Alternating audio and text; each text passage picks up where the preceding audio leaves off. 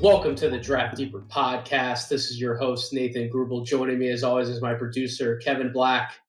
Also joining me is a very special guest, someone who, if you caught the first episode of this collaborative podcast series, you would have heard this gentleman's voice actually leading off the podcast. He hosted it the first time around. Now it's my turn. We'll sort of rotate who exactly hosts this podcast. But Stephen Gillespie from the Draft Capital podcast from the Off the Ball Network is joining me on this episode to do our monthly big board comparisons. We both have our 2.0 big boards out. We've both made separate podcasts and or Substack posts going over our respective boards. So again, if you don't listen to Draft Capital, make sure you subscribe to that show wherever you get your podcasts. And also go subscribe to Stephen Gillespie's Substack as well. I'll let him do the plug for his Substack, but that's where you're going to be able to find all of his big boards in print, and he does a magnificent job.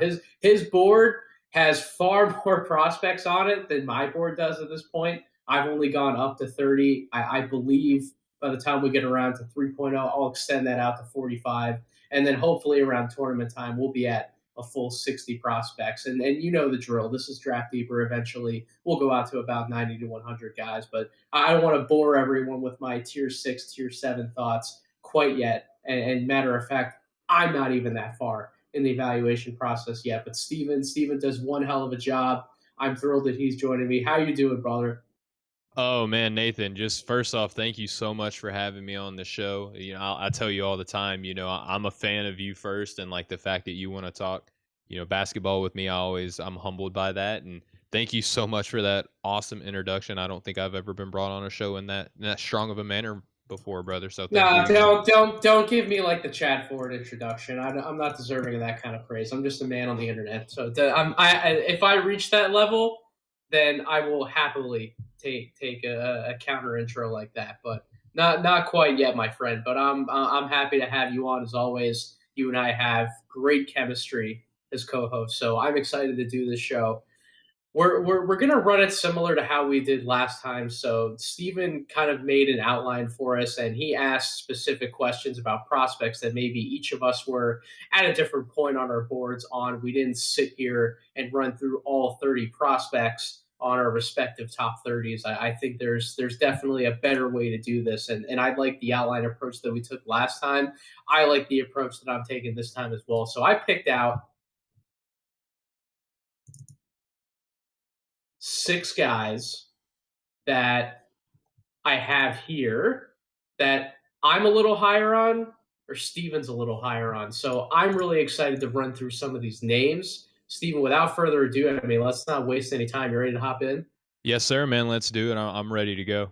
So let's kick it off with 2 guys. We'll start first with Benedict Matherin, then we'll pivot into Johnny Davis, 2 prospects who, if you've heard my episode earlier this week with Matt Babcock, you know that I did ask him about a few of these guys. So we'll lead off with Benedict Matherin, who on the basketball news board, he was actually the 5th ranked prospect. He's also number 5 on Steven's board, and he's number 8 on my board. I think it's pretty widely accepted that Matherin's a top 10, top 12 prospect on the majority of boards at this point. He's in the 92nd percentile in terms of total offense, 55th in total defense, 79th on cuts, 67th in transition scoring, 64th in pick and roll scoring, 65th off screens, 53rd off spot ups, 79th on jump shots overall, 95th percentile finishing around the basket, 64th on catch and shoot looks, and 65th percentile all jump shots off the dribble, averaging 18.9 points per game on almost 51% from the field, 39% from three-point range, and 79% from the line. Steven, that is quite a healthy, diverse, and efficient shot profile for Mr. Matherin, somebody who, as I've talked about on previous podcasts, both with Matt and even going back to some of the pods I've already done with Mr. Tyler Rucker, a.k.a. Backcourt Violation. When you looked at his evaluation last year, he was a really good cutter last year. He was awesome finishing off of straight line drives to the basket. He was that type of athlete. Last year, you could see him pop off camera as he's running the floor in transition, looking for those vertical finishes at the basket. And he was able to hit open 3-point shots last year, but he wasn't much of a creator off the bounce. We didn't really see any of the passing creativity that we're seeing this year. He's taken his offensive game overall to another level. And then when you factor in how efficient he's been out of pick and roll, it's obviously when you get to the NBA, you want to be able to score out of pick and roll and facilitate out of pick and roll as well. You want to be able to hit open spot up shots. You want to be effective from the corners, spacing the floor for everybody else. You want to be able to score up and down in transition. He excels in all of those play types, and the fact that he's doing more damage on the ball as a lead guy, the clear lead offensive option for this team, as well as everything that he brings to the table off the ball, like he did last year. He's just become so much more of a complete offensive player. And I'm not as high on him at this moment in time as you are, Stephen, but I'm assuming these are a lot of the reasons why you're high on him. Why has he hit 5 on your big board this time around?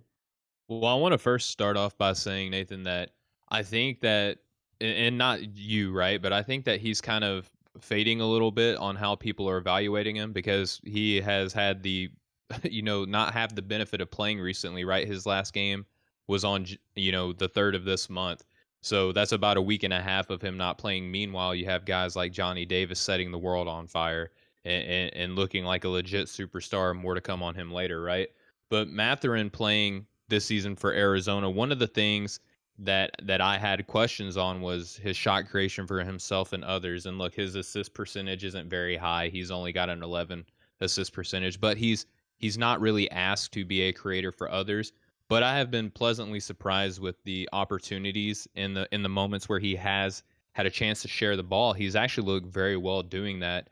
And also the creation off the dribble. That's one of the areas that I really wanted to hone in on. I came into the season wanting to, I won't say not like him, but I came in with I wasn't as high on him mentality, and he has just proved himself to me. And that's why I have him where I do right now on my 2.0. I have him 5th.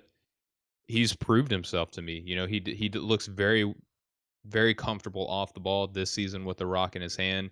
He looks even more comfortable. And that's something that talent evaluators such as you and myself, we want. We want guys who can hurt you in a multitude of ways. He's one of those 3-level scorers that everybody is always so high on. He's efficient on the inside, he's efficient on the outside, and in the in between. Defensively, he doesn't let off much there either. He grades out in the 55th percentile overall on synergy, and it shows on film too. So when you have a guy who you can plug in a multitude of areas, probably never going to be the guy that is going to be a point of attack, um, defender or really a guy who's going to run the offense for you.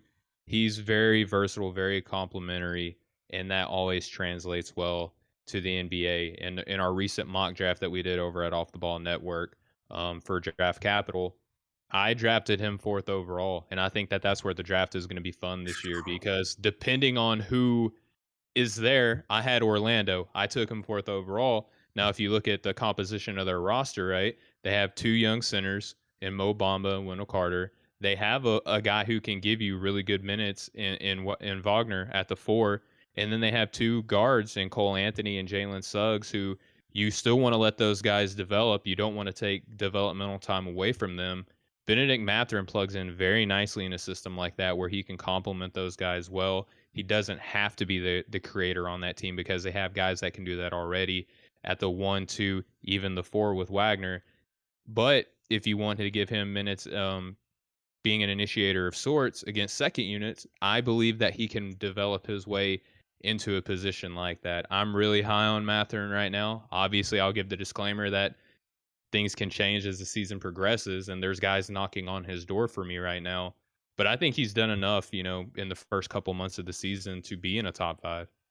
So I don't think he's done fully rising on my board. I think that I do have some reservations about other players who I had higher this time around, such as Kendall Brown at Baylor, although I still really like his game a lot. He's just not showing that takeover type of ability that you want to see from a prospect. If Mhm. you're taking them in the top 5 or the top 6, obviously Jalen Duren has been a mixed bag of sorts in his own evaluation this year. He's definitely been up and down, but you still have to buy into some of his physical tools and his overall upside. But I guess that begs me to ask you the question, Stephen. Do you believe that Matherin has star upside of his own? Because if you're going to take him in the top five or even within the top four, as you said that you did on a mock draft that you guys over at the network did, then you have to believe he has that star level upside. Maybe not like your top overall scoring option, but certainly as a secondary guy or even your third option on a really good team. At least that's my own personal draft philosophy, is that at this point of the draft, I would still be trying to go star hunting as much as possible. Or maybe, Stephen, do you not necessarily buy the star power of other guys that you have lower than him, and you're kind of saying if I could get a higher end complementary piece to bring in, who I know what I'm getting from them night after night, maybe that is good enough for me to spend a top five pick on. Yeah, and again, just to kind of beckon back to what I said earlier, I drafted him fourth overall, but he wasn't the guy. And again, it's been a couple weeks since I've done my 2.0. I play with my board all the time, Nathan. I'm sure you're the same way. I have a couple of guys that have kind of passed him at five, but again, it's going to come down to fit, and this is where people can get into a heated discussion of why do you have a big board if you're not going to draft in the order that you have it? Well, it really all depends, right? Like the lottery's got to shake out. That's where I think people's big boards are really going to start to, firm up. But I don't think that he's the most talented player individually at four. But that's not to say that he couldn't progress even further. I mean, you got guys like a Bradley Bill, right? When he came out of Florida, he was built as like the ultimate complementary player, but we didn't really see much of him as a primary creator. Well, the roles changed over there for the district, and John Wall moved out. Bradley Beal had to do more that season and even in the seasons prior due to John Wall's injury. And lo and behold, he can do a little bit more creation, right? Like Arizona has a lot of talent, and I know Kentucky kind of gets the players that they get kind of get a benefit of the doubt because they have to sacrifice for the greater role of that team. Not saying that Benedict Matherin has like, Kyrie Irving level handle or anything like that, but maybe there could be a little bit more to his game based on the talent that is around him. And again, coming into the NBA his first couple seasons, I don't think that that's going to be asked of him, but that doesn't mean that that can't develop in years to come. So I guess in a roundabout way of answering your question, I do think that he could end up being like maybe a second or a third best player depending on a lot of factors, but I think truly if everything hits, he can turn into a second or third best option on a team, probably just not like a de facto number one. So I would tend to agree with you, which is why I think his range on my board is going to be anywhere from like 6 to 8. On his best days, he's really reminded me of, and I've said this on other shows too, of Andrew Wiggins. Hmm. And it really depends on how you would define Andrew Wiggins, because if you look at his numbers to the type of player that he's become now in Golden State, you might classify him as a star. Maybe you wouldn't, but I think that's really where your definition of star, I think, is going to define where you would draft somebody like Matherin. But if Matherin does hit, and he is that type of player where he's able to kind of pick and choose his spots within the offense. You can rely on him to hit a certain amount of shots. You're not asking him to create too much. But even Wiggins, he's playing a much more complimentary role when he's Hmm. with the starters, but when he does get to play with some of those second unit guys for Golden State, he does get his chance to flash a little more of his creativity off the bounce. And maybe, as you talked about, Stephen, maybe that is something that Matherin could grow into. Maybe he is more of a featured option with second units. And if he's able to play on a good team with one or two other guys in the starting lineup who you trust to have more responsibility on their shoulders than Matherin, maybe he kind of gets to fit in like he has for Arizona this year, where, yes, he's been the top dog more often than not. You can tell by the scoring outputs that he's had, especially in some big games, but he also has a ton of talent around him. He's without a doubt playing with other NBA level players. It's not like he's the only guy on his team who can do something offensively, and that's it. So teams can't exactly game plan against this Benedict Matherin as they could some other teams, some other players who are playing on worse teams, like a Bryce McGowan's, for example. It's not the same conversation. So I'm really curious to see how he continues to develop, but it's interesting. He hasn't risen up draft boards in the same way as like Johnny Davis. For Hmm. example, Johnny Davis came completely out of nowhere, emerging as like a top 7 type of prospect. But Right. I think Matherin has gone through a meteoric rise of his own, at least in my personal opinion. Now, there are some other people who would have rated him as a lottery prospect last year. I had not seen quite enough to have him inside of a top 20. I would have taken him as like a late first round pick. Hmm. But even rising like the 25 to 30 range, all the way up to like anywhere from 5 to 8, that's still a significant rise up draft boards. And you and I both think that it has been warranted up to this point. I'm pretty confident that his stock is going to remain where it is. I just didn't get quite as high as you did on our second edition of our big board, but at the same time, it is only big board 2.0, and I can't wait to get into the next edition of my board where I think I'm going to have a lot better of an understanding on these guys and be able to project out translatable skills, what I believe their role is going to be when they first get into the league, and how they can progress further from there. Sort of look at more of their developmental arc to the point where I can actually tier them. And to your point, Stephen, when you're able to not necessarily worry about the number on your board next to a prospect, but really where they're at within a certain tier, and you can Hmm. kind of match where you're at in the draft to the tier prospect that you're looking for, and you're able to sort of find the best player for your specific team within that tier, I think making these projections, making these boards becomes a lot easier overall. But let's move into the next prospect that we wanted to talk about. As I said, Johnny Davis. By the time my audience is listening to this podcast, by the time your audience is listening to this podcast, they may or may not have heard a show that was also coming out for me this week that I did with some no ceiling cohorts, Tyler and Nick. We talked about Johnny Davis on the aptly titled Johnny Davis episode. And I was really excited to do that. I wanted to make this Johnny Davis week over here at Draft Deeper because I hadn't really talked about him too much in depth. I've wanted to see kind of how this arc for him would play out if he could keep up this pace of playing well, especially in these big games against better teams in the Big Ten. And Stephen, he keeps laying waste to everyone in front of him. And you and I have both seen some of the statistical splits on Twitter that people are talking about. He plays significantly better against better competition. It's not just Hmm. a slight uptick in his numbers. Matter of fact, you look, as I alluded to on the previous episode with those guys, his two quote unquote stinker games this year are against Green Bay and Illinois State. But Yeah. when he's had to play teams like Texas A&M, Houston, Georgia Tech, Ohio State, Purdue, Iowa, Maryland, I mean, he is balling out. He's scoring 20 plus points per game, and he's doing it with such a mature approach. He gets inside the arc.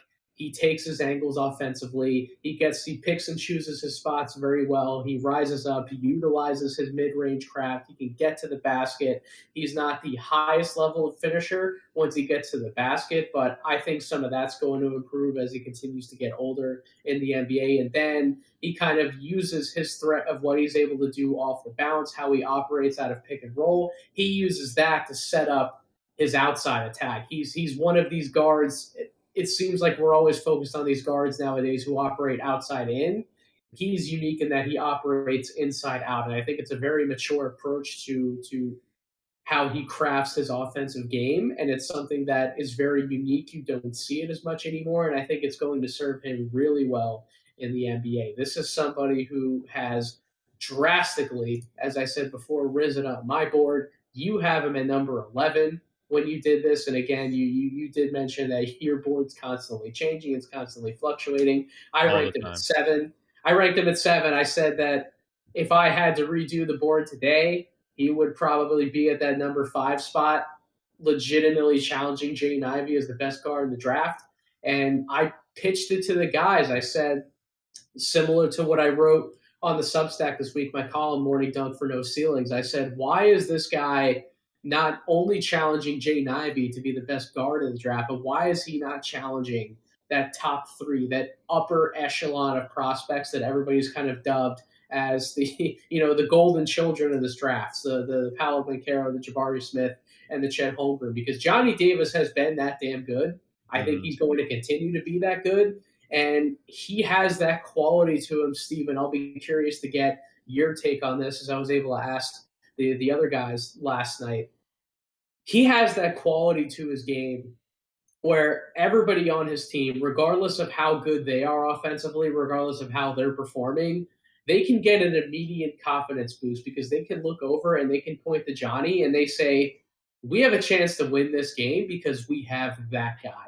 He is the guy. He's the number one option. He consistently delivers night in and night out, even when he's not shooting effectively from the field in a particular game. He's still making the right decisions with the ball in his hands. He's keeping it moving, and then defensively, he's giving everything he has, generally guarding the other team's best player, the other team's second best player. The load that he carries on his shoulders and the fact that he's excelled with how much has been on his shoulders exemplifies leading by action. It exemplifies his character, his maturity overall.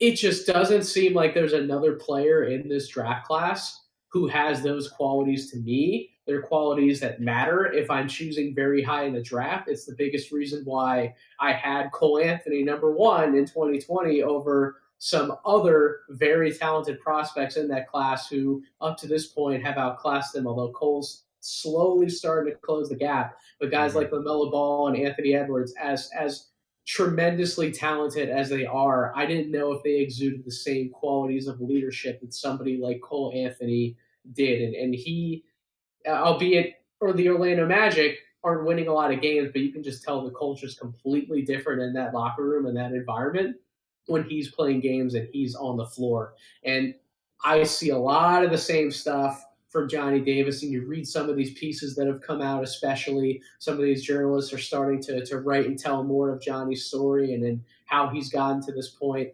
I just love everything I'm seeing about him, man. So I don't know. I don't know where you're currently at. I don't know if he would currently be 11th on your board if you had to redo it today. But why don't you take this time to get up on the podium, Steve, and give my audience as well as myself all of your Johnny Davis thoughts? Well, yeah, I mean, first off, he's absolutely come up on my board even more. Like I said, my 2.0 came out like roughly 12, 13 days ago. And yeah, he's right now sitting within my top five. Kind of spoiler alert here, the direction I'm going in my 3.0 because of a lot of what you said. How about this, Nathan? He's given you almost a 34% usage percentage and less than a 10% turnover percentage. That's Yep. insane. His assist percentage is a little over 19, but I mean he might be up there in what I would call would be assist leaders in college basketball if the rest of his team was about league average at every position, The right? second best offensive player on that team is Brad Davison, who I joked about last night. I feel like he's been in college for as long as I've been out of college. And spoiler alert, that's quite a number of years. So like he's not playing with even a good offensive team. So I would 100% agree. The would be assist leaders. I think Metcalf even said that it seems like Cade Cunningham esque if you want to talk about his passing. For sure. And I mean, the passing is solid. I mean, you look at his assist totals right now, he's given you what almost 3 assists per game. You kind of prorate that out. I think at the next level, if he's got a similar usage percentage, that would be kind of hard to believe though, a 34% usage percentage at the next level, but it's not out of the question right now either. Maybe you're looking at like 5, 6 assists per game at a guy like this. And Nathan, one of the funny things that I keep seeing is that he doesn't really have like he's not a very athletic player, but I've seen several plays, particularly that Purdue game where he showed out and he blocked Travion Williams, albeit I don't know if Williams knew what he was doing in midair whenever he took flight. He kind of gave you that up and under layup and allowed Davis to load up. But there were other times during that game where he was able to, time his jump with the shot and reject it. And I love the defensive effort that he brings too.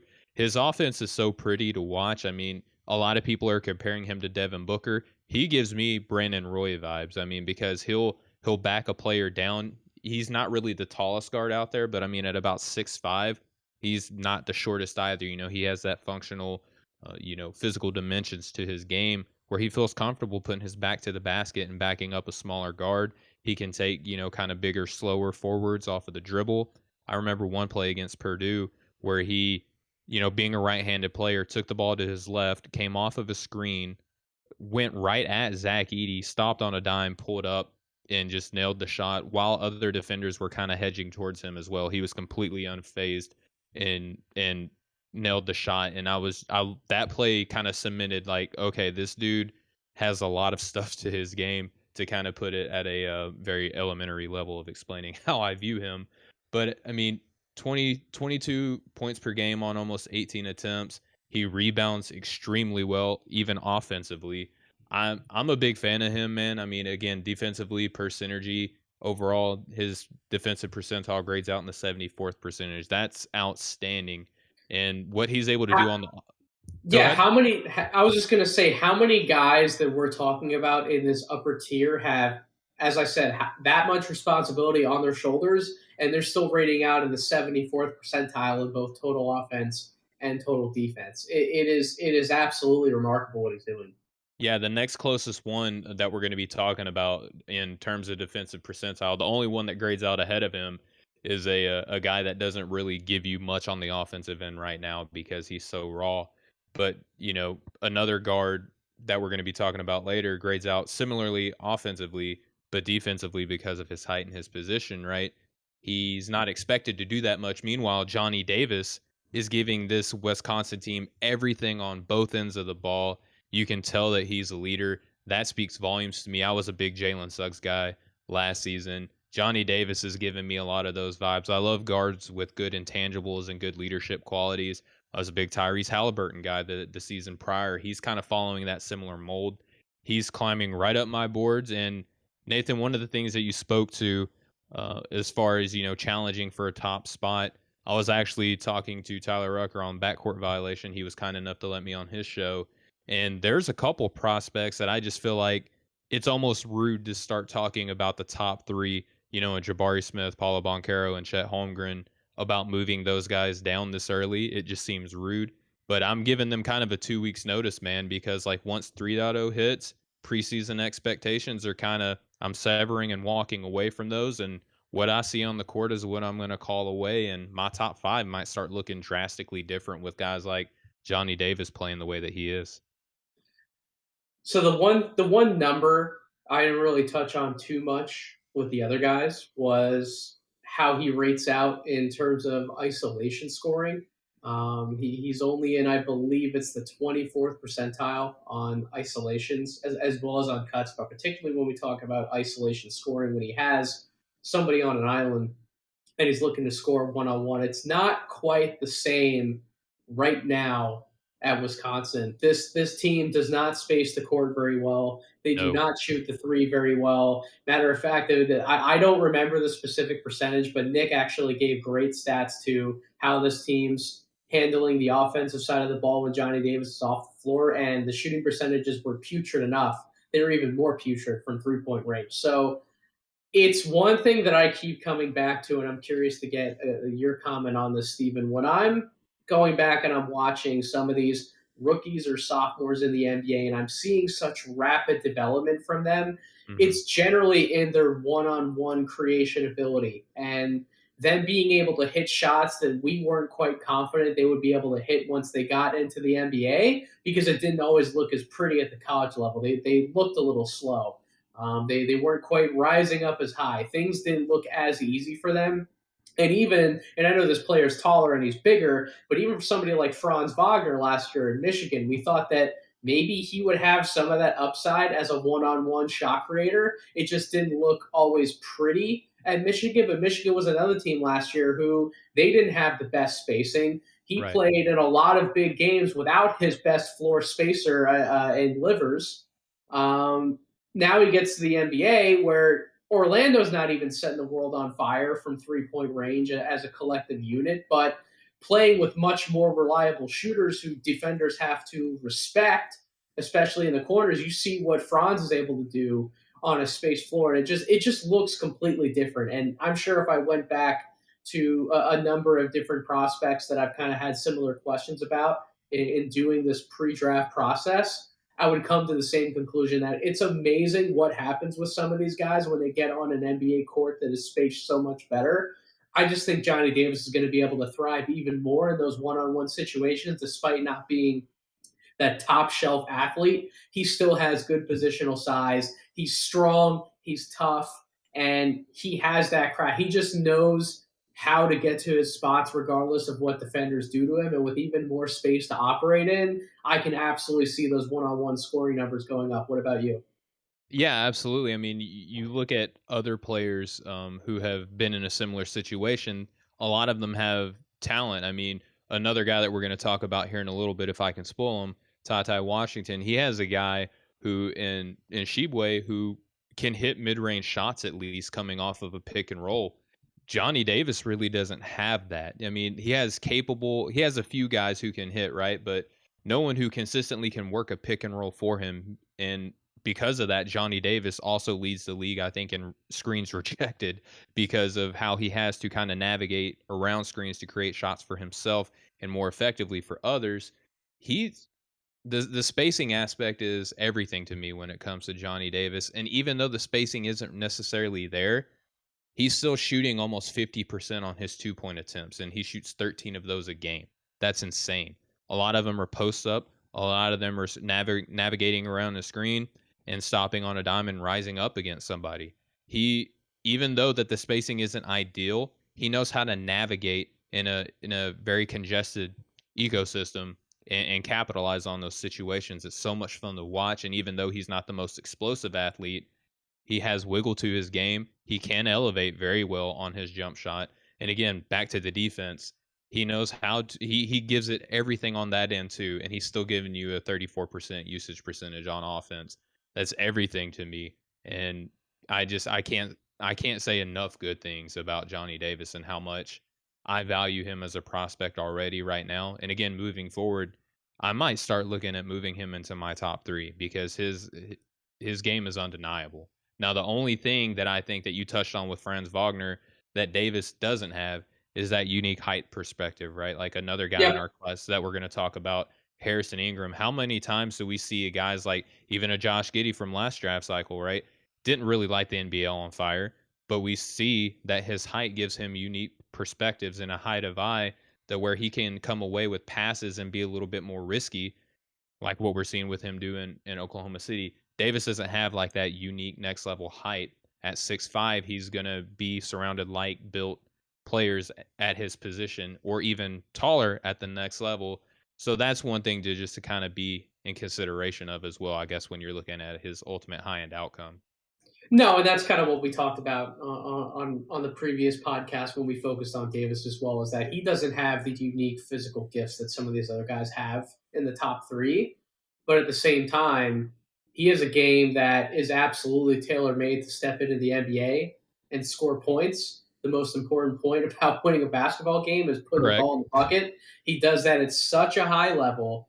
He is composed. He's sure of himself, and he just wants it. He is a dog. He will not stop until he becomes the best version of himself. And again, those players setting a tone in a locker room, that means a ton to winning basketball games at a high level. It's not always about the talent when it comes to going down that star path in the NBA. Talent is an important part of the equation, but it's only one part of the equation. You also have to have the drive, the willingness, the motor, the work ethic. You have to have all of those things. And Johnny Davis, I haven't gotten to talk to him personally. I would absolutely love to talk to him personally, but you Right. can just tell everything that's coming out about him off the court. You can just tell watching the film on the court. He is that type of player without a doubt, no question.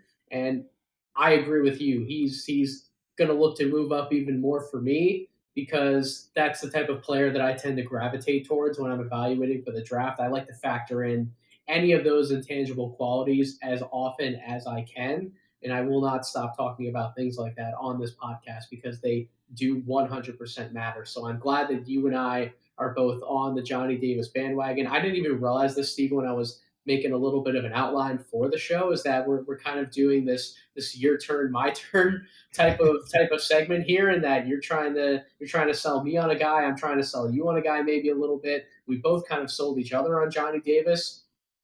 You got to sell me a little bit though on Tari Eason. Similar, not as similar to with Matherin, because I can absolutely see the points that you wanted to make about Matherin.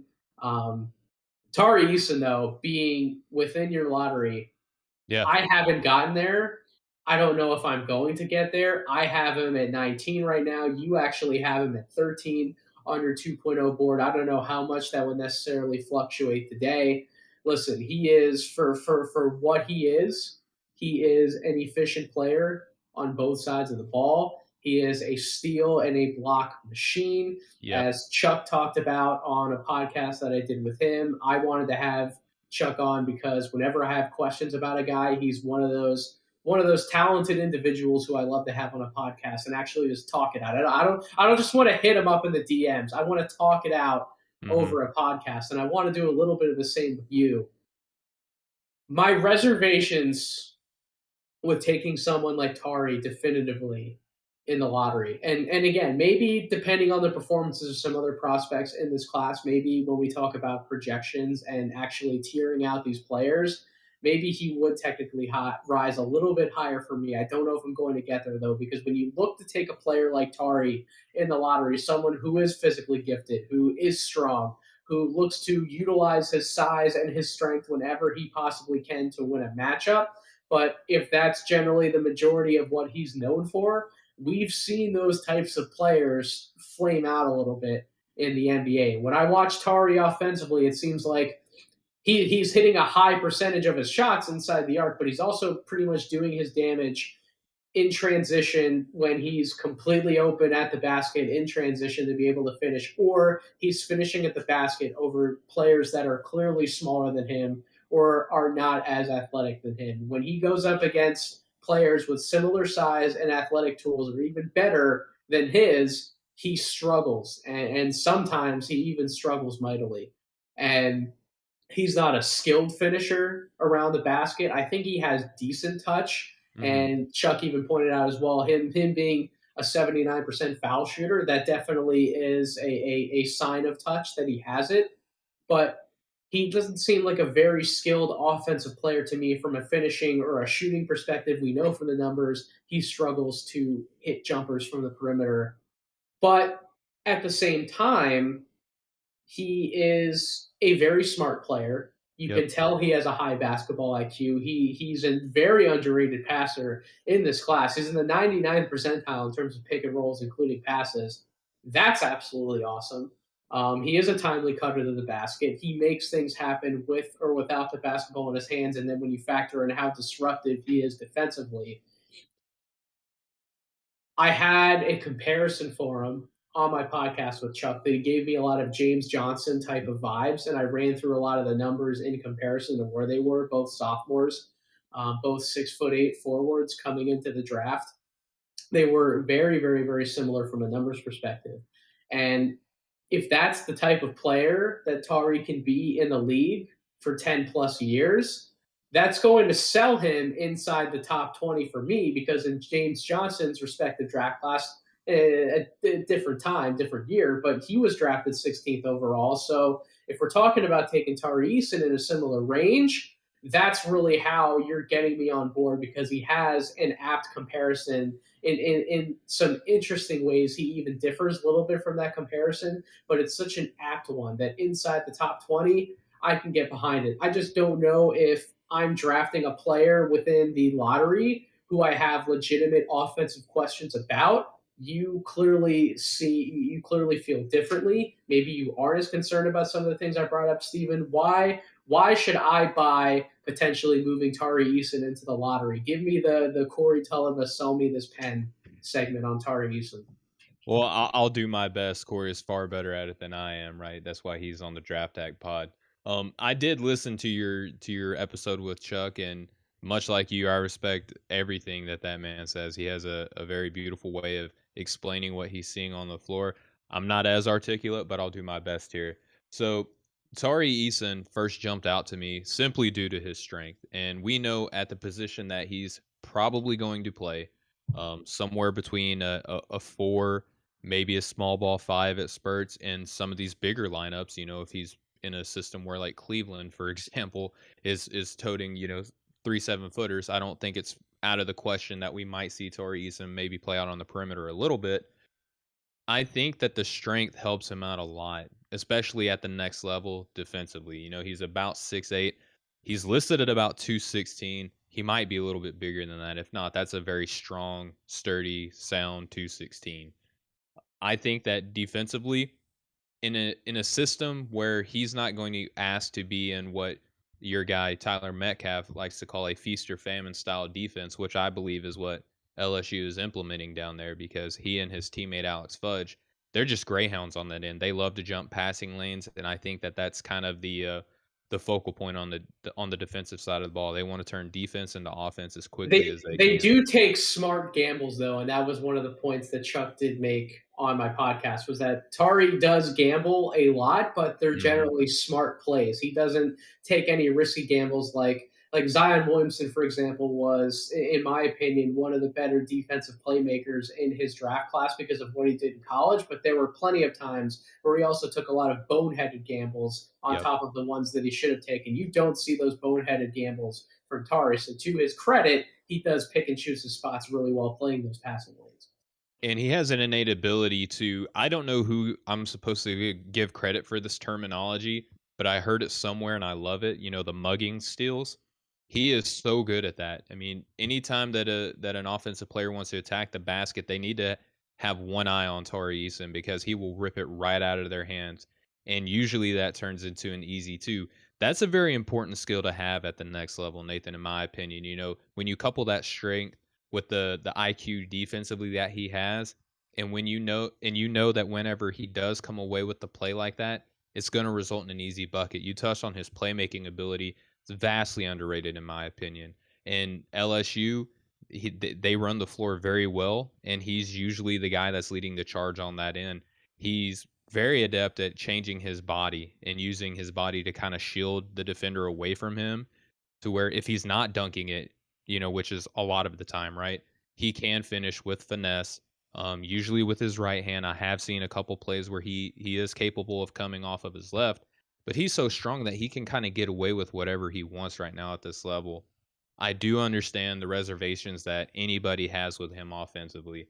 I mean, there's really no way that I can make 27% from deep sound like a plus thing at the next level, right? He's only shooting about 2 per game, but you can, like Chuck mentioned, you can look at that free throw percentage and see that there are indicators that if he lands on a team like, look at Toronto. Toronto is not a 14th worst team on paper in the NBA, but for whatever reason, I think it might be strategic tanking.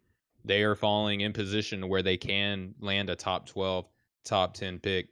If you have a developmental staff like the Toronto Raptors, like the Oklahoma City Thunder or the Miami Heat, wherever he goes, you have to look at a guy like Tari Eason and say, I'm getting a very strong, very well built forward who can play almost any front court position that I want.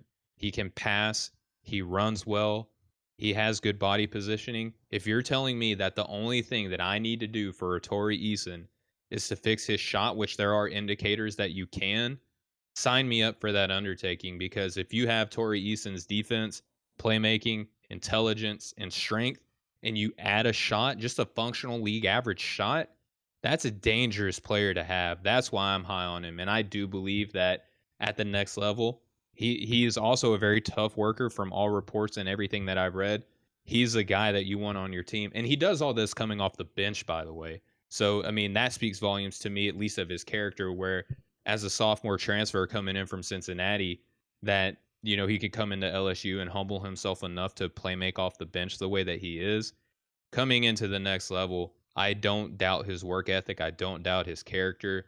I think that he will put in the effort to get in that shot. And coupling a league average shot with everything else, sign me up for that project, Nathan. I just don't, Steven, I don't know how strong he truly is.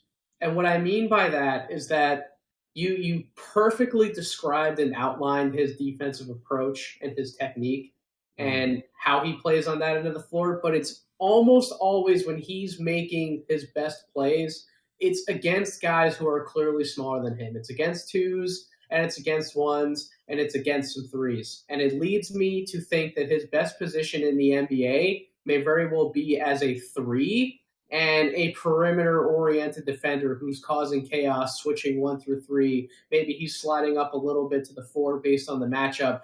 I just don't see him doing enough damage on the interior defensively to hold up to the point where, yeah, a lot of people want to project him as that 4 man who can even masquerade as a small ball 5.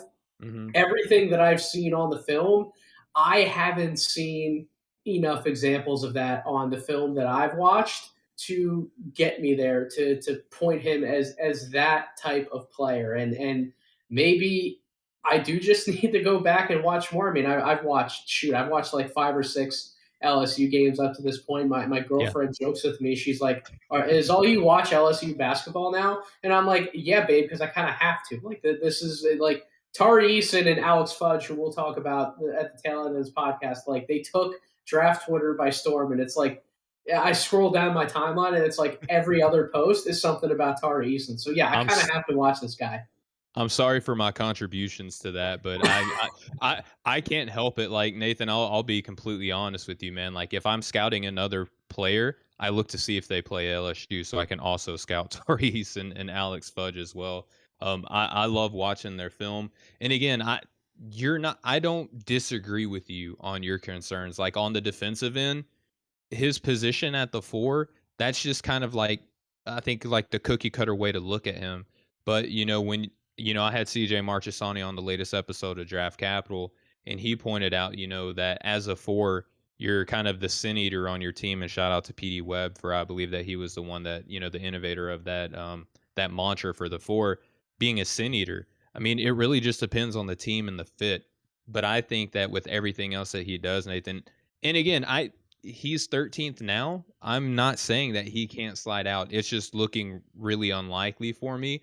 And on our off the ball network mock draft, I drafted him 19th to the Dallas Mavericks. So, even myself, and there were 2 other people drafting with me, obviously, he did fall a little bit beneath where I ultimately ended up taking him. It's just that the guys that I took ahead of him, I also personally had higher on my board. Well, the case for him staying where he's at on your board, rising up my board in that case, would be that he is the player that you're describing, Stephen, not the hmm player that I'm a little hesitant to describe. And when we look back on this draft, we start doing a redraft of sorts and we kind of figure out who are the players who we would want to draft in the lottery who are best suited to play playoff basketball. Because at the end of the day in the NBA, it's about winning at the highest level. Yep. And if Tari Eason is the player that you're describing, that is a lottery type of player because you know that he's somebody who you can trust to play multiple different important roles on the defensive end. He can do enough offensively, and then when you factor in his passing and that the ball generally doesn't stick in his hands, if he doesn't look to create forced opportunities, trying to score through defenses and hunt for shots that maybe he shouldn't be hunting for, if that's the player that he is, then I would agree with you. I personally can't get there quite yet that he's definitely that guy. I don't know if I'm going to get there, but I will say that this draft class is just so up and down that if there are opportunities for guys to climb into spots that maybe they wouldn't be in other years prior, it would absolutely be this year. And this is 100% that type of draft where a player like Tari Eason, even though we might have legitimate questions about him, he can rise because he's producing at a high enough level to the point where you can't ignore his production and you can't ignore the type of player that he could one day become in the NBA because it's such a valuable archetype to where the game is going. So I will leave the door open for him, Stephen. I'm just not there yet.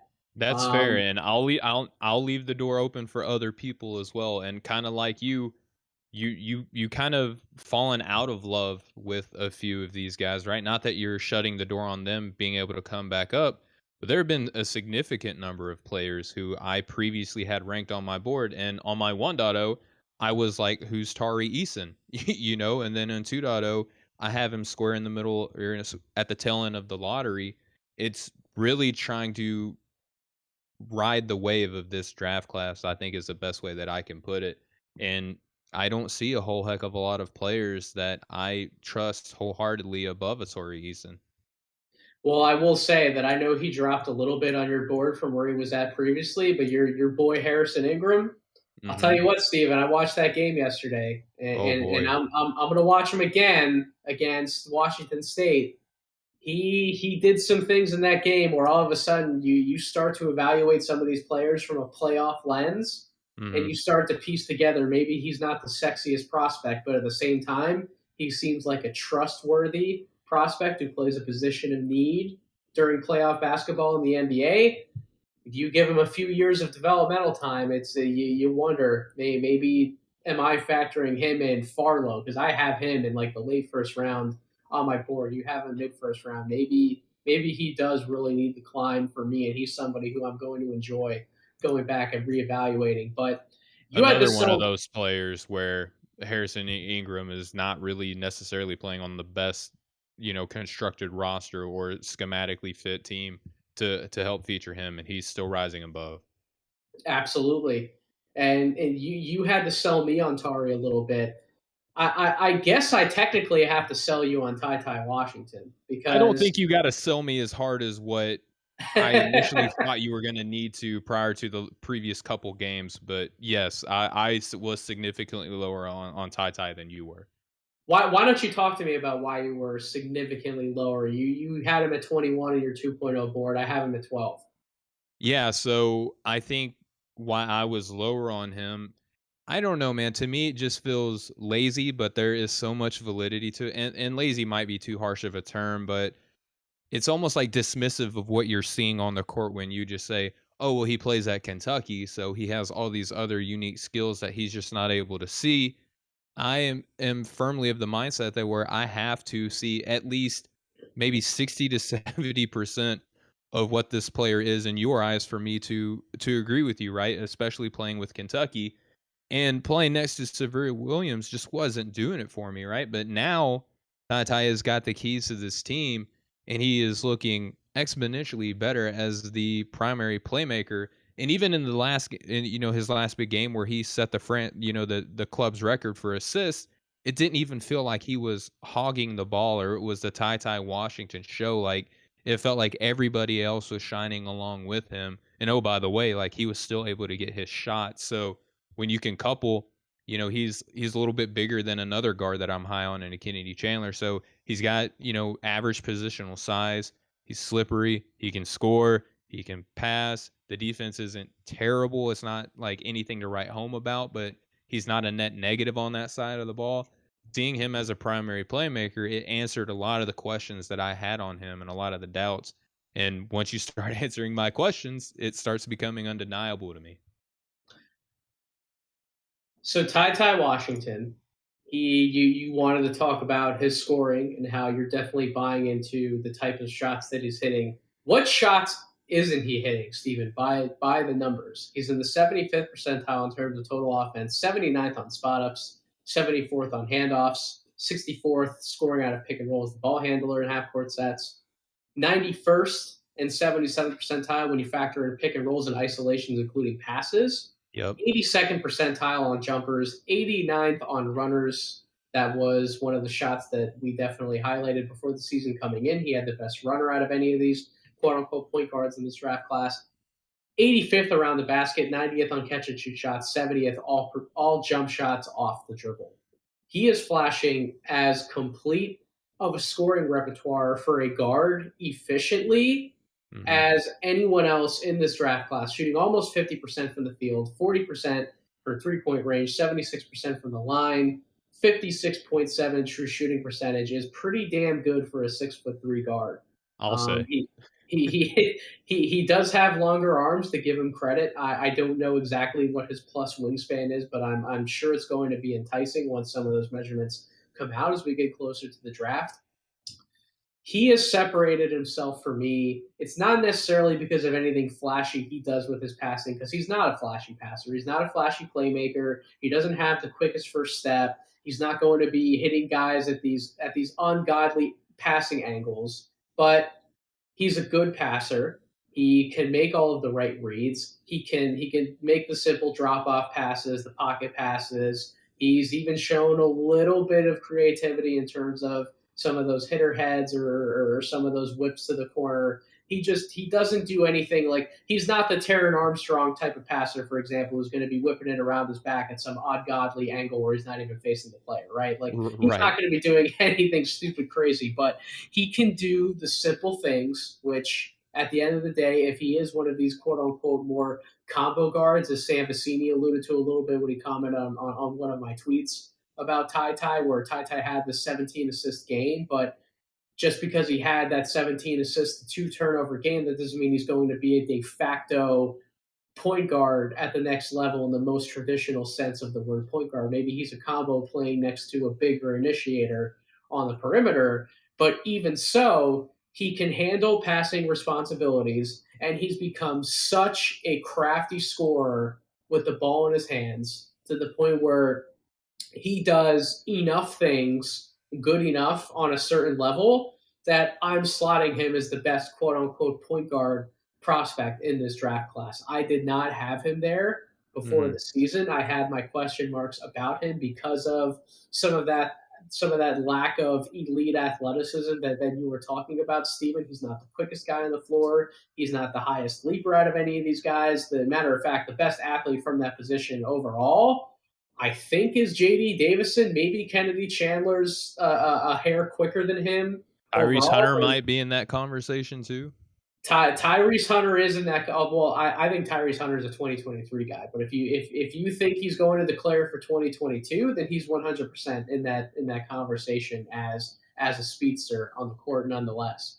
But Washington's his again his mature approach to the game, how he kind of wants to work inside out versus purely outside in. He's not one of those guys who you picture him as this 3 point gunner from the perimeter. He only takes 3.3 threes per game. It's not like Hmm. he's at 5 or 6. He doesn't get to the line effectively. That is something that I'd like to see from him. He's shooting Hmm. 76% when he gets there, but he's only taking 1.3 per game. I do want to see some of that improve a little bit, and maybe that's the biggest concern that people can talk about with Ty Ty, is that he's not that elite separator off the bounce. He doesn't always get past his man, but at the same time, that's not the 100% biggest negative that I can find with a player that would derail their stock or their role in the NBA in my mind. Like, I know Jared Butler is worlds above Ty Ty, in my opinion, as a ball handler. He was the best ball handler, and he had the best handle in last year's draft class by far. Hmm. But he was not the quickest guy off the bounce either. He was undersized, even more so undersized than Ty Ty, because he doesn't have the same wingspan that Ty Ty has. He had trouble getting around some guys at times, but he was also smart enough to pick and choose his battles and pull the ball back out and maybe reset the offense or kick the ball to where it needs to go to kind of keep things moving. And I see a lot of that same decision making ability from Ty Ty. It's why his turnovers are low. He only has 1.8 turnovers per game to 4.8 assists, so he's averaging better than a 2-to-1 assist to turnover ratio. But it's that decision making overall that gives me confidence in Ty Ty's game to have enough of a role within an NBA offense and excel as a starting caliber guard in the league. Have I swayed you at all on Ty Ty Washington as you let me kindly ramble on on my own podcast? Man, it's not rambling because you're throwing out great information and awesome insight, man. So I I knew that you were high on Ty Ty, and I know that there are a lot of people that I respect. I believe, Coach Spence over at the Box and One is a big Ty Ty guy as well. And when he has an opinion on a player, I stop what I'm doing and I listen to it as well. It's just been, and you've talked about this on your show too, kind of like your grouping, right? When you did, I believe when you talked about your last big board on your episode where you walked through your players, you had like this clumping of point guards that you didn't Yep. necessarily know what to do with, right? Ty was kind of firmly in that conversation for me as well with guys like JD Davison. I personally, big Kennedy Chandler guy. He is challenging Kennedy Chandler for, if we're not counting, Jaden Ivey obviously as a point guard, right? Like that's a whole podcast in of itself, is ultimately what position do we believe Jaden Ivey is going to end up being at the next level. But even just for the sake of this conversation, throw him out so we don't even got to worry about that, right? Ty Washington challenging Kennedy Chandler for me should speak volumes, because I'm a huge Kennedy Chandler fan, and he has worked his way up into my board right now.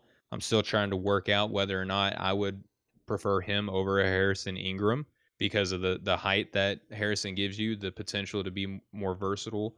But Ty as a passer, it's interesting, right? Because he just had 17 assists, and that brought up his assist total to just under 5 per game. Now, also his role and responsibility was a heck of a lot different, as I alluded to earlier. So if you look at his assist percentage, it's 24% assist percentage. That's awesome, right? He's not really turning over the ball a lot either, just a hair under 13 turnover percentage.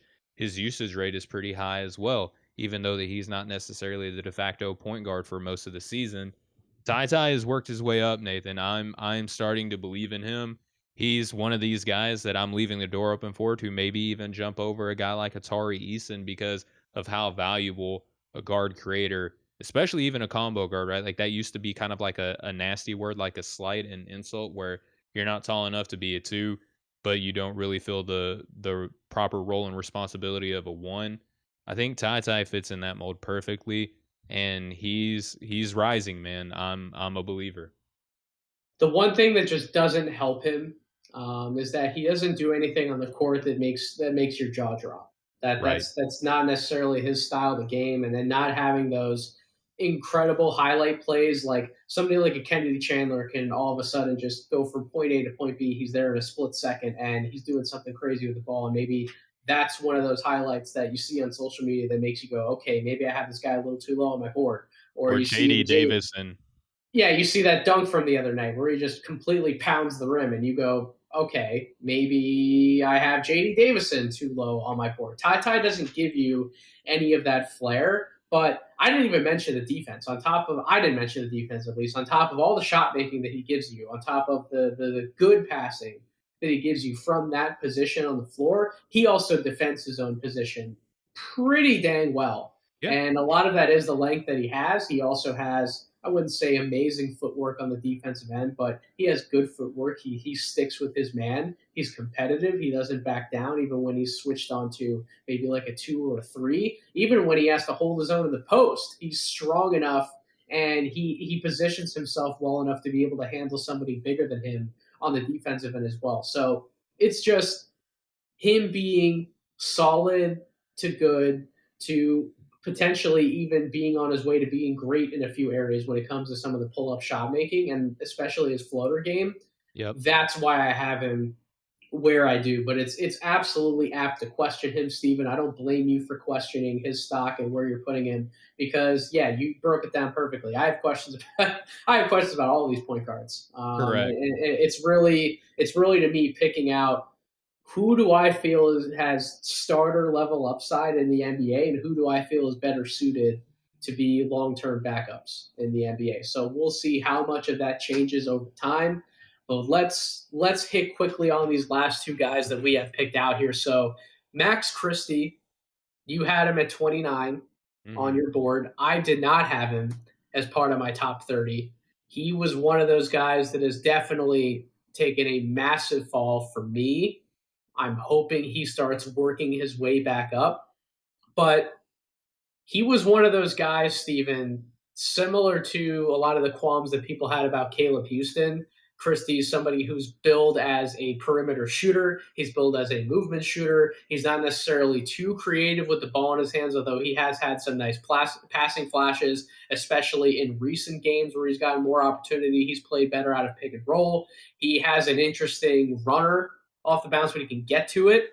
Yep. But for someone who is billed as more of that movement type shooter and those shots aren't going in, it's very hard to maintain your stock. And when you sort of play on the court a little bit, like you've lost a little bit of that confidence in your shot, that's really what knocked him down my board for me. Now, thankfully, this should be an easy sell to me from you, Steven, because Yep. he has played better of late. And I was able to go back and watch that Nebraska Michigan State game before we got on the podcast here. You and I were talking about that game a little bit Hmm. earlier in the day. Now you start to see similar to what he showed early on in the Butler game, where that really Hmm. was the only full game of evidence that we had for Christie being like this mid first round type of pick to even pushing up in the lottery, where I originally had him more leaning on preseason projections. You see some of that confidence come back. You see him hitting open spot up shots. You see him not being afraid to take somebody off the bounce, get 2 feet in the paint, finish a runner. You see some of these things start to emerge, and then you factor in through the offensive struggles, the one thing that he actually has not struggled with is playing defense to his position. He is maybe not somebody who you want switching and playing all over the floor defensively, but Hmm. guarding his own position, he's pretty dang solid at doing that. And the numbers would certainly tell you that. He's 60th in total offense, 69th in total defense. He scores on a lot of popular play types. It's just you want to see him continually doing things, moving with the ball, not necessarily seeing him be just this stationary shooter. You want to see the movement shooting come around to an efficient level. You want to see him attacking with the ball in his hands. You do want to see his finishing around the basket improve. He's only in the 12th percentile in terms of finishing around the basket in the half court. That certainly has to improve. You want to see him get to the line more because he does shoot 80% from the free throw line when he gets there. There are a lot of positive indicators to the point where you can build a case for Max Christie to get back into the top 20. But the reason why I dropped him out of my big board altogether, along with some of the confidence concerns, is that when you do factor that in, you Hmm. wonder if Christie's actually going to enter the draft when we get that far. And I sort of wanted my big board 2.0 to set the scene to maybe bring some guys in and bring some guys out based on how I'm projecting these guys. Are they actually going to be in the 2022 draft? So if we're going off of what Christie's shown before, like the last week and a half, that was a legitimate question for me to have. That's why I knocked him out. If he's going to keep playing like this, Steven, then he's got to come back in because if he's going to keep playing like this, then there's no way that he's going to not declare for the 2022 draft. So you had him at 29. Are some of the things that I talked about, Steven, reasons why he sits where he does in your board? Are you thinking about maybe moving him back up? Where are you at with Christie right now? Yeah, I think it's totally fair the thought process that you have, Nathan, because if you look at my 1.0, I had him a couple spots higher. And it's again, I'm speaking to 3.0 earlier where I said I'm going to start severing away from my preseason expectations, not wanting to give up on guys too early. I think Max Christie is kind of a golden example right now of what we're seeing as a guy you don't want to give up on too early because look at where he's playing. You know, Michigan State, they're not going to say, "Hey, Max Christie, if you come here, we're going to give you the keys to this team." No, they're in the business to win championships. He's only got an 18% usage rate.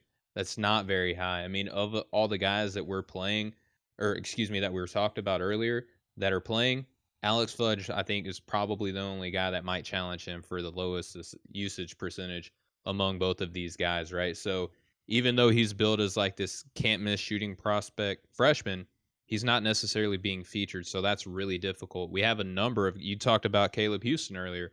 Same thing for him at Michigan. He's not going to Michigan to run that team. He's got a role that he's got to fill, maybe show a couple of his ancillary playmaking abilities and defense. But really, you got to live and die by the role that you're billed at.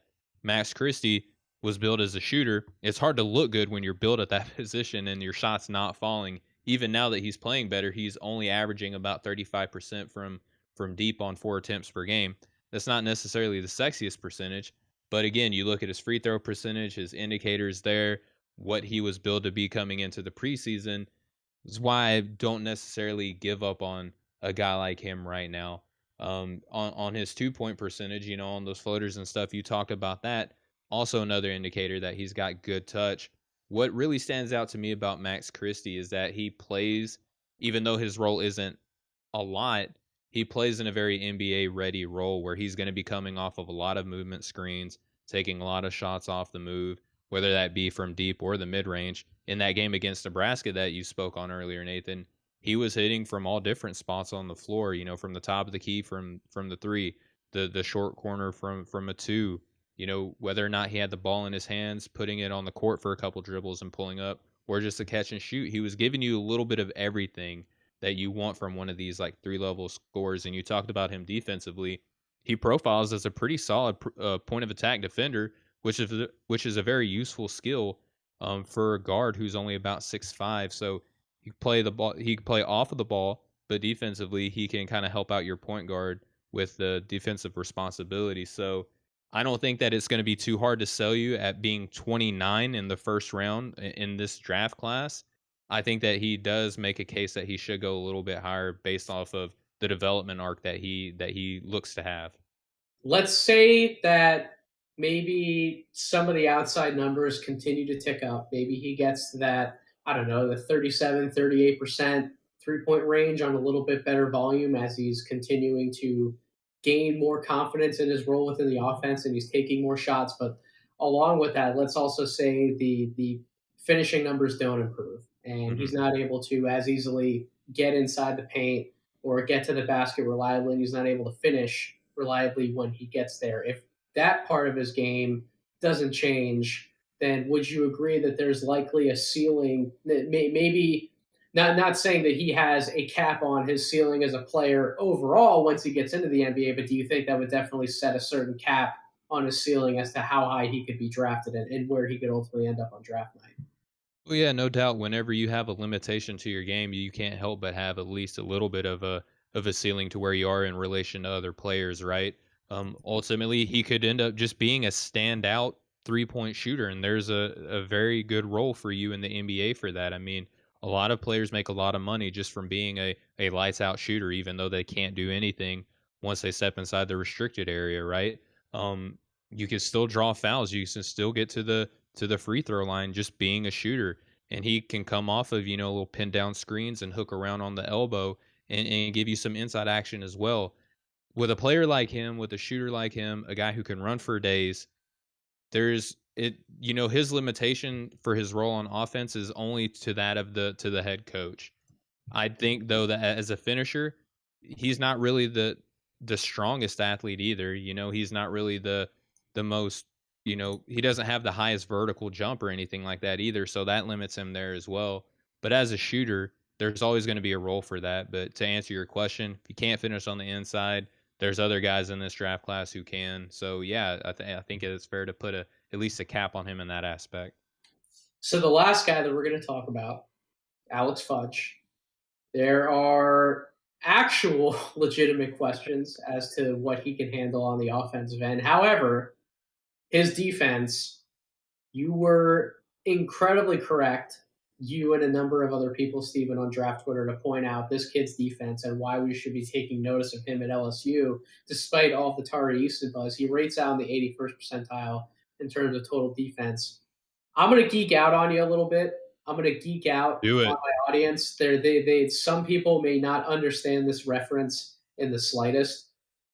I'm a big Dragon Ball guy, Okay. and the latest series, Dragon Ball Super, has the main character Goku reaching a level in his fighting style to the point where it's called Ultra Instinct. And the whole point of Ultra Instinct is essentially your body is able to keep up with certain movements and fight in a certain style to where you're not thinking about it. It's just constant movement. And your opponent can't do anything to counter it because you're always able to come up with the counter to the counter. It's instantaneous, it's autonomous movement. That's the type of defense that I see from Alex Fudge. It's like every single thing that he does defensively is completely instinctual. It's like he's not thinking about playing defense. His body is just naturally reacting to what's going on. And that type of defender, Steven, is so rare. It's Hmm. why he's getting the Matisse Thybulle type of comparisons. It's not just the numbers. It's also when you watch him play defense, you see the same thing from Matisse Thybulle. He's just so instinctual to what he does on the floor defensively. It's like his arm or he's like reacting, he's jumping, his arms moving when the normal player would not even be reacting within the same second or two as Matisse is reacting. And you see that same sort of reactionary defense from Fudge. Those types of defenders do not come around very often. They are incredibly unique prospects. Mm-hmm. Now, I don't hate Fudge's shot mechanics offensively. I think he can be something of a shooter in time. He does need to become a more consistent finisher around the basket overall, although he does rate down the 81st percentile in terms of cuts and the 67th percentile in transition. So when he gets out on the open floor, because he is one of those guys who borderlines being a top shelf athlete, especially in this class, he can finish over the defense, which is great because his body composition. He's another one of those guys. He's very raw physically. He's absolutely going to need to fill out and get stronger. But other than completely open finishes at the basket, he's not proven he can do anything else reliably on Right. the offensive end of the floor. He's very, very, very raw. Yet you do have him as 30 on your big board. And I will openly admit, I also flirted with having him as a first round prospect, That makes me despite feel so much better. despite some of the offensive concerns. Steven, you do not see, and I don't know if you have any other percentages that might back up his defensive case as well. I know Chuck likes to whip out those block and those steal percentages, but you just don't see defenders like him come around. And you throw this last point in there. Yeah, he only has a 49.8 true shooting percentage. He's only playing 16 minutes a night. He's averaging less than 5 points per game, but he still has a 17.8 PER. Yeah. To put this in perspective, Max Christie, who we just got done talking about, who we certainly gave glowing reviews to certain parts of his game and how he can continue to improve his stock, he only has a 12.3 PER up to this point.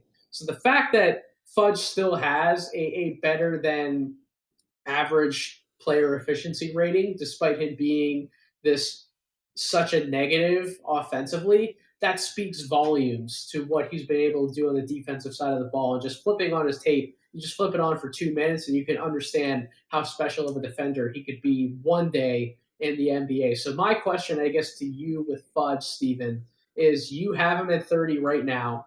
Do you Mhm. see him as somebody who you think is actually going to be in the 2022 draft, or do you think he is one of these guys that comes back next year and maybe because he took the time to work on a number of things offensively to his game, maybe he's one of these guys next year at this time that's taken such a massive ascent up people's boards?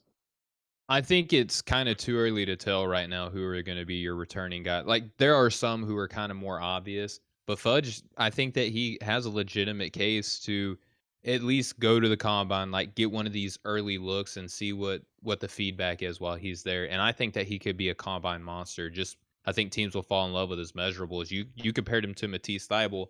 He's about 3-4 inches taller Yep. with a frame that looks like he could support a little bit more weight. Where thank goodness, because I think he weighs less than 190 pounds if memory serves me right. He's a completely freakish defender. Now, what's crazy when you compare him to Matisse Thybulle is that when Thybulle was in school, I believe that the defensive scheme while he was in was predominantly his own. LSU does not really do that. He's on his man a lot, and he shoots passing lanes with the best of them. I share this on Twitter all the time. Anytime I watch LSU play, I would hate to be on offense and be trapped by Fudge and Eason. It does not look fun at all. It makes me nervous, and my anxiety ramps up when I see that Per happen. per 40 minutes, 5.2 stocks for Fudge per 40 minutes. That's ridiculous. And 11 Yeah, rebounds on top of it. yeah. I mean, and again, just like Eason earlier, how I mentioned LSU has the luxury of bringing this dog off the bench like that. There should be some sort of rule where LSU can't be able to bring those two guys off of the bench while the other team is already starting to get their sweat coming in. But Fudge, you wanted to hear a little bit more about the defensive stats. At the time where I dropped my board, he had a steal and a block percentage of over 5%. That's stupid. That should not that should never happen, but it is. And Fudge, I gave him 30.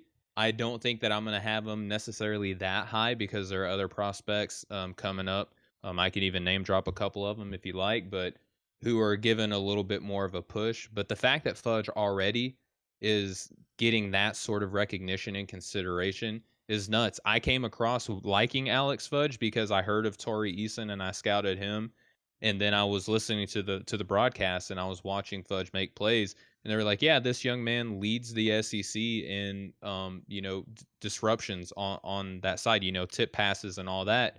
And I'm just like, this dude just comes off the bench and he's leading the entire conference in disrupting plays. That's insane to me. So his activity level on that end, I think, could be considered elite enough to be selected in this year's draft class. Where, if we're paying attention to the season following this one, next year should be a really strong draft class from by all accounts that we're reading. So Fudge might look at where he is currently, get an early look at the combine and maybe runs some scrimmages, things like that, get some feedback from the scouts. I wouldn't necessarily rule it out that he returns, but I think that it's a strong possibility that he comes out this season. I mean, if this kid figures out how to hit a jump shot, then my God, It's like over. what are we going to be like? That is the type of long-term starter in the NBA that you're looking for. I mean, for all that people want to complain, myself included, about Matisse Thybulle's lack of an impact offensively, he's still starting and playing very valuable minutes and a valuable role for the 76ers. And he has enough offense around him to the point where they just kind of need his defensive disruption and his ability to play passing lanes, get blocks, and force turnovers. That's what they have him in the lineup for. So if Fudge is drafted into the right situation with a team who is willing to be patient with him for the first few years, and then by year 3, hopefully he's built out enough of a game offensively to the point where he's not a complete zero on that end of the floor, but you're able to unleash a more physically mature player who brings everything to the table that he does defensively. He's one of those guys you're obviously drafting for the long term, whether a team is actually willing to be patient with him and they trust their developmental staff to carry out that development of Fudge. There are a number of teams in the NBA who we can name who do have great developmental programs, like Toronto, Miami, Golden State. You can rattle off some of the better teams in the league. Mm-hmm. You let this guy go to a team like that, I mean, they could really be reaping some massive, massive rewards by year 3, and that's what makes his draft case so interesting. If we talk about the concept of pre-drafting, which Steven, I messaged you the one day, I'm like, what the hell is pre-drafting? I had never heard that phrase It's used brand at new to me all. this year too. Yeah. I had never heard that used in my life, and it's not like I'm just this guy who lives in my parents' basement. I've never been outside the house, and I never talked to real basketball executives and scouts who work in the league or work in programs associated with the league. I've been around a little bit, Steven, and I've never heard anybody use that phrase before. So I was like, okay, what the hell does that mean? When you actually explain it, that Mm-hmm. makes sense. And Alex Fudge would 100% be that pre-draft type of candidate that you'd be looking for at the back end of the first round, somebody to sink developmental resources into. Because if you do, the payoff could be absolutely massive. Yeah, and I think too when you're considering pre-draft, like when you asked me about it, I almost wanted to be like Ron Burgundy and be like, I believe that pre-draft was an old wooden ship used in the Civil War era, right? But but I think I would be astounded in a very bad, maybe confounded is the right word to use here, if a team did not spend a second round draft pick, at worst on an Alex Fudge. Like sign me up. And I think in this draft in particular, Nathan, where the talent level believe, let's just say here 25 to 45, like that margin of talent, I don't think is very wide at all. Like a second round draft pick this season could change the fortune of a team moving forward because of how thin of a margin of talent level there is between like say 25 to 45. Disruptive, versatile defenders with size and length will always have a home in the NBA, especially where the game is going. So I will not root Alex Fudge out for being a prospect in this draft class.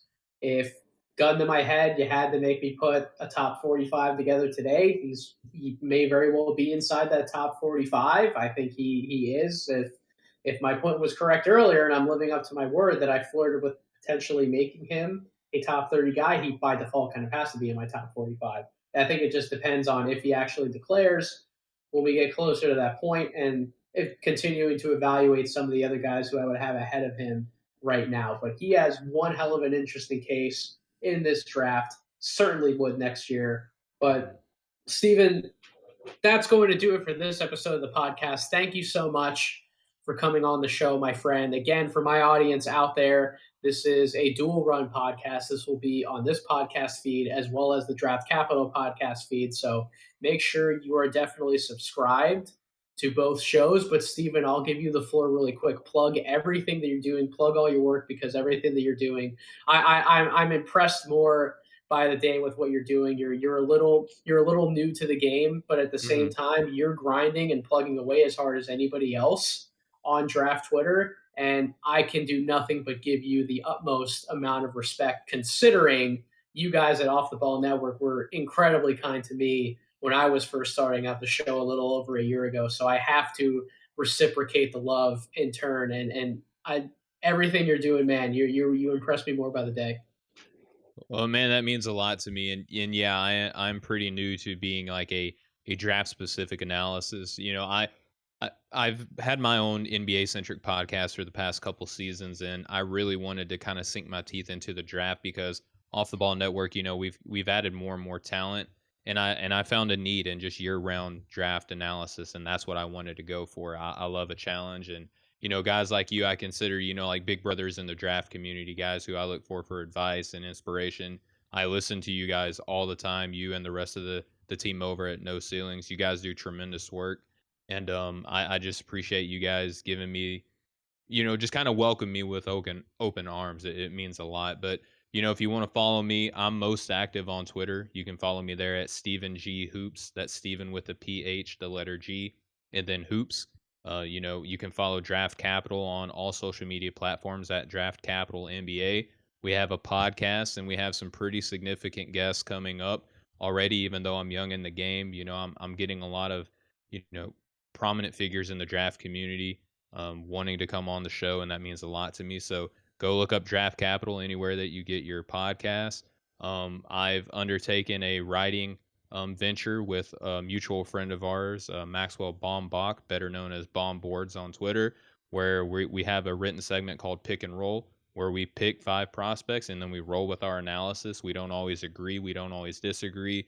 We just kind of shoot you straight on where we're at in their analysis. We have videos, tweets, all of that fun stuff, and it's set up like a conversation, like Maxwell and I are across the table, kind of like how Nathan and I are doing here verbally.